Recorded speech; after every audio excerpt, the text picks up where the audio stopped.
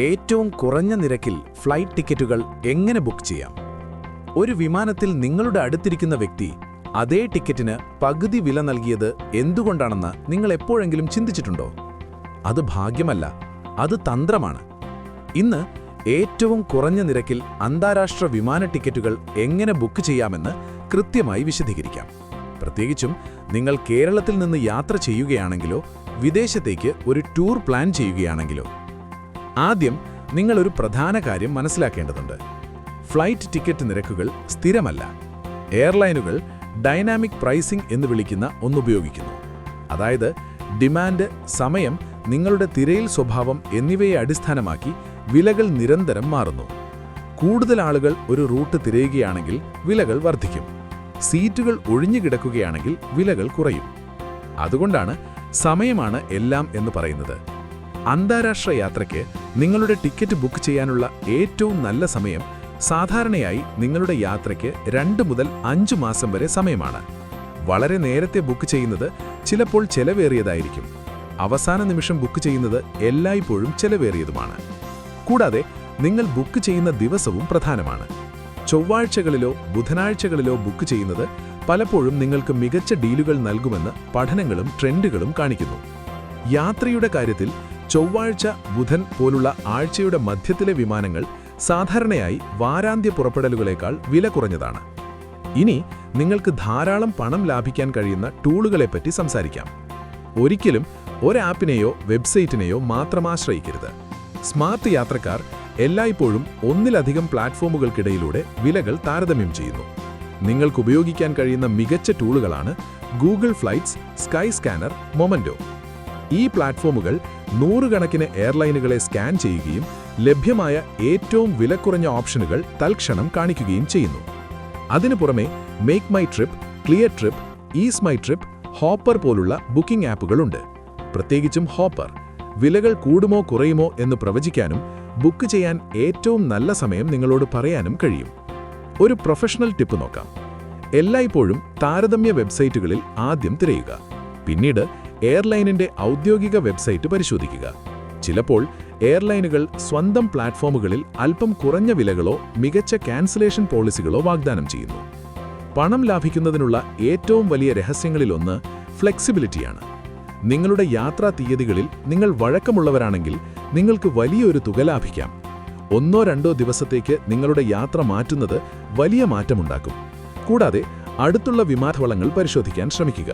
ഉദാഹരണത്തിന്, കൊച്ചിയിൽ നിന്നുള്ള വിമാനങ്ങൾ മാത്രം പരിശോധിക്കുന്നതിന് പകരം കാലിക്കറ്റ് അല്ലെങ്കിൽ തിരുവനന്തപുരം പരിശോധിക്കുക. ചിലപ്പോൾ ഒരു ചെറിയ ഡ്രൈവ് നിങ്ങൾക്ക് ആയിരങ്ങളെ ലാഭിക്കാം. അതുപോലെ ബാംഗ്ലൂർ, ഡൽഹി, മുംബൈ എന്നിവിടങ്ങളിൽ നിന്നും ടിക്കറ്റ് നിരക്ക് പരിശോധിക്കുക. നിങ്ങൾക്ക് സമയമുണ്ടെങ്കിൽ അവിടത്തേക്ക് ട്രെയിനിലോ അല്ലെങ്കിൽ ഡൊമസ്റ്റിക് ഫ്ലൈറ്റിലോ യാത്ര ചെയ്യുന്നത് ചില സമയങ്ങളിൽ നിരക്ക് കുറയ്ക്കാം. മറ്റൊരു ശക്തമായ തന്ത്രമാണ് വില അലേർട്ടുകൾ സെറ്റ് ചെയ്യുക എന്നത്. ഗൂഗിൾ ഫ്ലൈറ്റ്സ്, സ്കൈ സ്കാനർ പോലുള്ള പ്ലാറ്റ്ഫോമുകൾ ടിക്കറ്റ് വിലകൾ ട്രാക്ക് ചെയ്യാൻ നിങ്ങളെ അനുവദിക്കുന്നു. വില കുറയുമ്പോൾ നിങ്ങൾക്ക് അറിയിപ്പ് ലഭിക്കും. അതുകൊണ്ട് നിരന്തരം ചെക്ക് ചെയ്യാതെ തന്നെ നിങ്ങൾക്ക് അനുയോജ്യമായ സമയത്ത് ബുക്ക് ചെയ്യാം.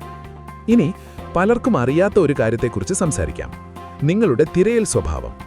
എയർലൈൻ വെബ്സൈറ്റുകൾക്കും ബുക്കിംഗ് പ്ലാറ്റ്ഫോമുകൾക്കും കുക്കികൾ ഉപയോഗിച്ച് നിങ്ങളുടെ തിരയലുകൾ ട്രാക്ക് ചെയ്യാം. നിങ്ങൾ ഒരേ റൂട്ടിനായി ആവർത്തിച്ച് തിരയുകയാണെങ്കിൽ വിലകൾ ഉയർന്നതായി കാണപ്പെടാം.